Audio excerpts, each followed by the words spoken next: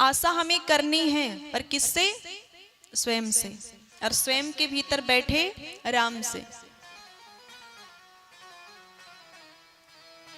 यदि प्रेम लगाया दुनिया से, आशा की दुनिया से, नाता जोड़ा दुनिया से, तो दुख मिलेगा, क्योंकि तब हम बंधन में बंध जाएंगे। तो बंधन की इतनी सी परिभाषा है कि जब मन को संसार में लगाओगे बंधन है, मन को भगवान में लगाओगे तो मुक्ति है। देवहूति माता ने कहा कि भजन में मन लगता नहीं, कैसे लगाया जाए? तब बोले कि इसका जो है एक ही उपाय है। पहले तो कोशिश करो कि भगवान में मन लगे, पहले तो कोशिश करो कि भजन में मन लगे। लेकिन फिर भी नहीं लग रहा है तो एक काम करना, जो भजन कर रहा है उसका संग पकड़ लो, भक्तों की टोली में शामिल हो जाओ, भक्तों का संग कर लो, तो भजन में मन लगेगा। तब देवहूति माता कहती हैं कि हम जाने कैसे कि कौन भक्त है? पहचान क्या है भक्त की? कैसे जानेंगे कि ये भक्त है या नहीं है? तब बोले भक्त के कुछ लक्षण होते हैं। जो भक्त होता है वह बड़ा सहनशील होता है। अब भक्त के लक्षण है, देख लो आप, भक्त कैसा होता है? वो सहनशील होता है। भक्त कैसा होता है? बहुत करुणा करने वाला हो, तो उसको उसके भीतर करुणा बहुत होती है। और भक्त जो होता है वह अजात शत्रु होता है, उसके शत्रु नहीं होते हैं। जो भक्त होता है उसके शत्रु नहीं होते हैं। और जो भक्त होता है वह बड़ा शांत होता है। कैसा होता है? शांत होता है। और जो भक्त होता है वह साधु होता है। साधु कहते हो ना, बड़ा साधु है, ऐसे कहते हो ना, बड़ा साधु व्यक्ति, बड़ा सरल व्यक्ति। तो भक्त जो होता है वह साधु होता है। अगर यह 5 लक्षणों वाला व्यक्ति आपको मिल जाए तो चरण छोड़ना मत। कितने ही आपको भगाना चाहे पर चरण छोड़ना नहीं, क्योंकि ऐसा जो भक्त है, ऐसा जो व्यक्ति है ना, वह सीधे भगवान तक पहुंचाता है। तो भजन में मन ना लगे तो पहले तो कोशिश करो कि भजन में मन लग जाए। फिर भी यदि नहीं लग रहा है तो भक्त का चरण पकड़ लो। और भक्त का चरण पकड़ोगे तो क्या होगा? बोले भक्ति का करंट लग जाएगा। किसी को करंट लग रहा हो और आप जाके उसको छू दो तो आपको भी करंट लगेगा।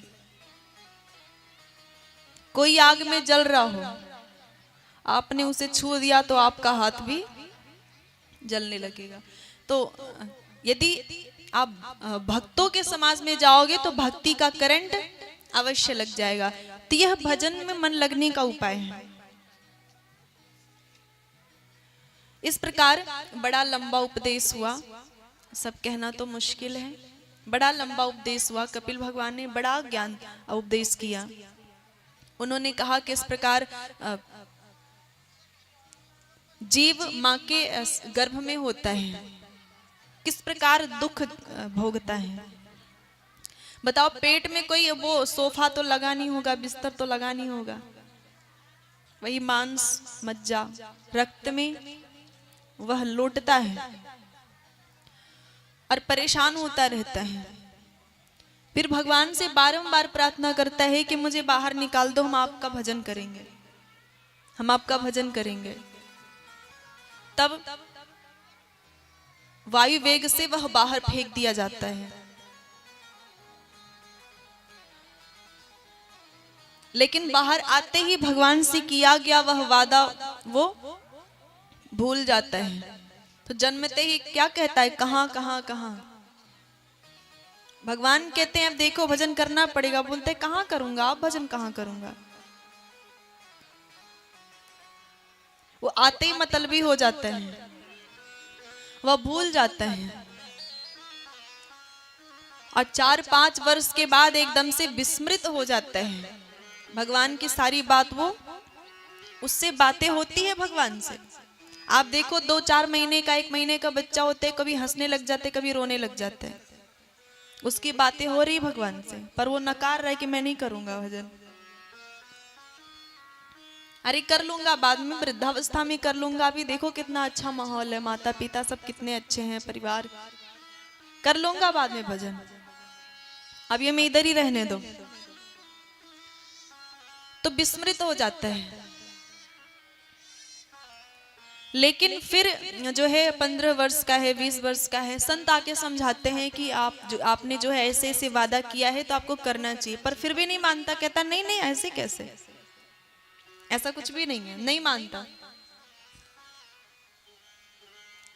और बुरे कर्म करता हुआ जीवन व्यतीत कर देता है। और फिर लास्ट में क्या होता है, फिर उसका पतन हो जाता है, अधोगति हो जाती है, और ऐसे वह चक्कर लगाता रहता है 84 लाख योनियों में। भगवान कपिल उपदेश दे रहे हैं, और उस उपदेश को सुनते सुनते सुनते ही देवहूति माता पानी बनकर के बह गई, पानी बनकर के बह गई, उपदेश सुनते सुनते, ज्ञान को सुनते सुनते। आगे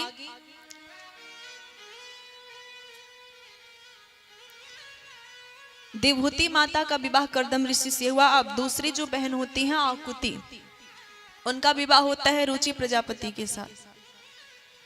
अब माता प्रसूति का विवाह होता है दक्ष प्रजापति के साथ। तो उनके 16 कन्याएं होती हैं, 16 कन्याएं, और 16 कन्याओं में 13 कन्याओं का विवाह कर दिया जाता है धर्म से, उन्होंने कर दिया धर्म से। 3 पुत्रियां बची, स्वाहा, स्वधा और सती। तो स्वाहा का विवाह होता है अग्नि से, स्वधा का विवाह होता है पितरों से, अंत में सती जी का विवाह होता है शंकर जी से। उनके कोई संतान नहीं। सती जी ने अपने शरीर का दाह कर लिया, क्योंकि दक्ष प्रजापति भगवान शंकर का अपमान करते हैं और अपमान सती जी से सहा नहीं जाता, तो वो अपने शरीर का दाह कर लेती हैं। आगे उनके 2 पुत्र हैं, उत्तानपाद और प्रियव्रत।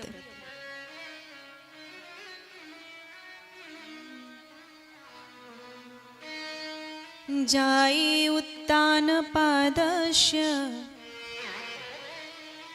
सुनु सुनीति सुरुचिस्तयोः सुरुचि प्रेयसी पत्युर् नेतरायत सुतो ध्रुवः। मनु जी के प्रथम पुत्र हैं जिनका नाम है उत्तानपाद।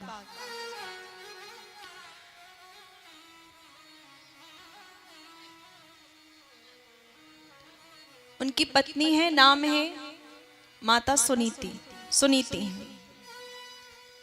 और एक है जिनका नाम है सुरुचि। तो उत्तानपाद जो है, ये सुरुचि जो है वो छोटी रानी है, तो उनसे ज्यादा प्रेम करते हैं, और इतना ज्यादा प्रेम करते हैं कि जो सुनीति जी हैं उनको बाहर रहना पड़ता है, घर छोड़ करके बाहर अपना जीवन व्यतीत कर रही हैं। और उनके पुत्र कौन होते हैं? ध्रुव जी महाराज।